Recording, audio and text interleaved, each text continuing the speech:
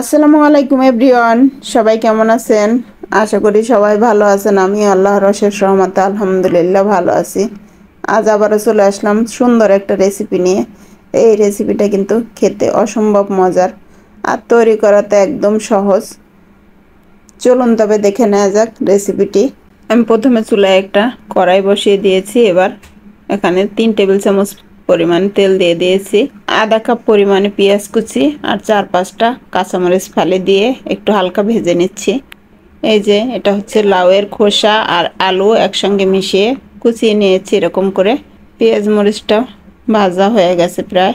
এবার আমি এখানে কয়েকটা চিংড়ি মাছ দিয়ে দিচ্ছি। আমি চিংড়ি মাছগুলো আগে ভেজে নাই, একবারে এখানেই হালকা করে একটু ভেজে নেব পেঁয়াজ কাঁচামরিচের সঙ্গে। এই যে দেখুন লাল লাল করে ভাজা হয়ে গেছে।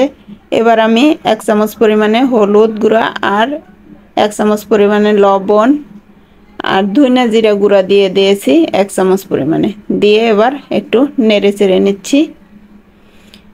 এবার সামান্য পানি দিয়ে দিয়েছি যাতে মশলার কাঁচা গন্ধটা চলে যায়।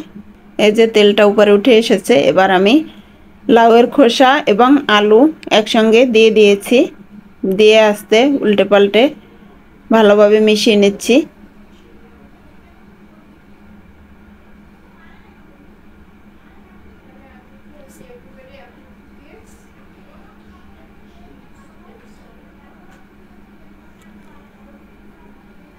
এই যে এভাবে আমি এখন ঢেকে দিচ্ছি। চুলার আঁচটা এখন মিডিয়ামে রেখে নিয়েছি, কারণ আস্তে আস্তে সিদ্ধ হোক। এবার আবারও একটু উল্টে দিচ্ছি।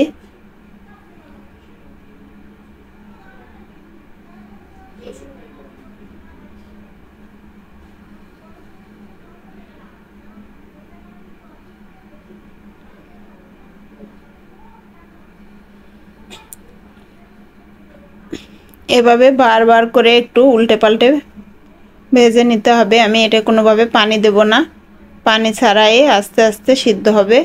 চুলার আঁচটা একদম লোতে রেখে আস্তে আস্তে ভেজে নিচ্ছি। এই যে আমার রান্নাটা শেষ হয়ে গেছে, এভাবে তুলে নিলাম। এবার আল্লাহ হাফেজ।